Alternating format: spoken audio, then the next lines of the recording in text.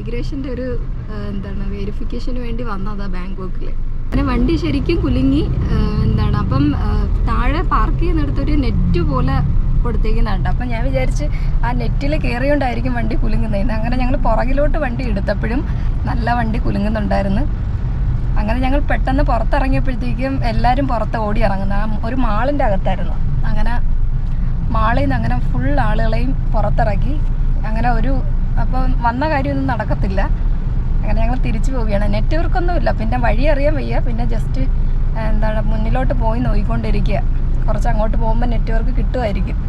എല്ലാ കെട്ടിടത്തിൽ നിന്ന് ആളുകളെല്ലാം ഒഴിപ്പിച്ച് ആളുകളെല്ലാം പോവുകയാണ് കേട്ടോ. എല്ലാവരും ജോലിയെല്ലാം മതിയാക്കി പോവുകയാണ്.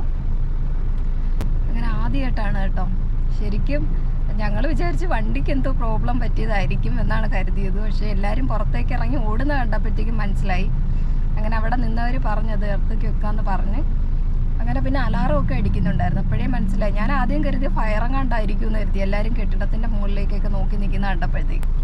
അങ്ങനെ ദാണ്ട ഫുൾ ട്രാഫിക്കാണ്. എല്ലാവരും ജോലി സ്ഥലത്തുനിന്ന് പുറത്തിറങ്ങി പോവുകയാണ്. എല്ലായിടത്തുനിന്നും എന്താണ് ഒഴിപ്പിക്കുകയാണ് ആളുകളെ.